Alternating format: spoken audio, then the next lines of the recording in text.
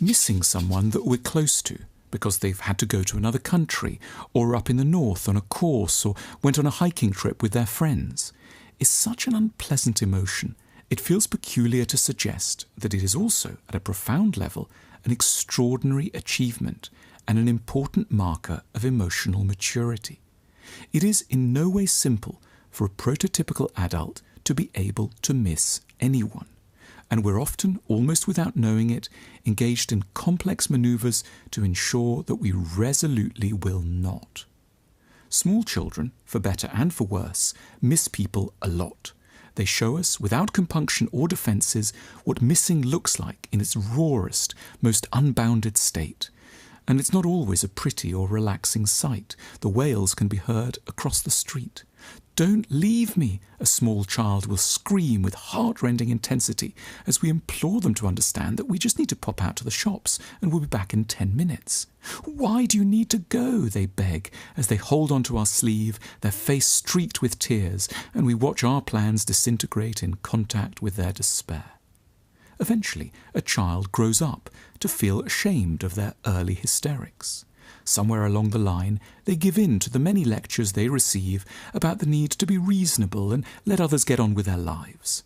Something in them can no longer deny the logic that, yes, it probably does make sense that the people we cherish have to be allowed to abandon us, perhaps for long stretches, like quarter of an hour, or God forbid, a day, even a month, or sometimes, heavens above, years.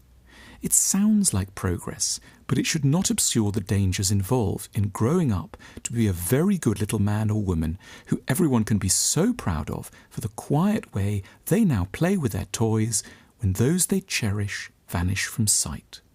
The risk is not merely that we become a bit more forbearing, but that in the name of reason we cease to be able to feel anything much at all, that in the process of growing up we lose our capacity to love.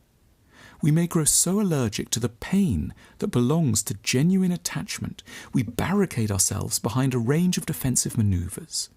We may, for example, reconfigure who any person who leaves us can possibly be, in order that their absence might perturb us a little less.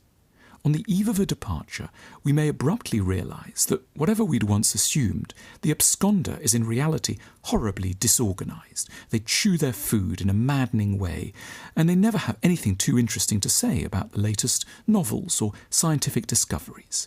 It doesn't appear that we really have any particular cause to miss them very much, for why would we lament the absence of someone who was not especially worthwhile to begin with? Or we may go through the outward rituals of absence while privately not fully registering that anyone has actually really gone. When they call us from another continent in the late hours, we may find that we've just remembered that there's a crack in the ceiling we need to get onto in the morning, or an email we have to send to a supplier at work.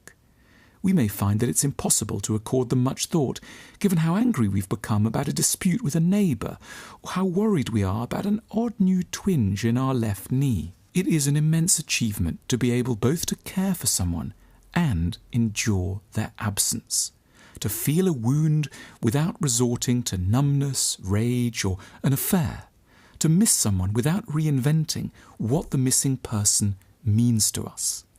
We'll have begun to accede to genuine emotional maturity when we rediscover the courage to be hurt by those we love, when we can acknowledge, with some of the honesty of our younger selves, just how much it hurts when someone we adore crosses an ocean, or indeed has the impudence to go off to the shops for an afternoon with their friends.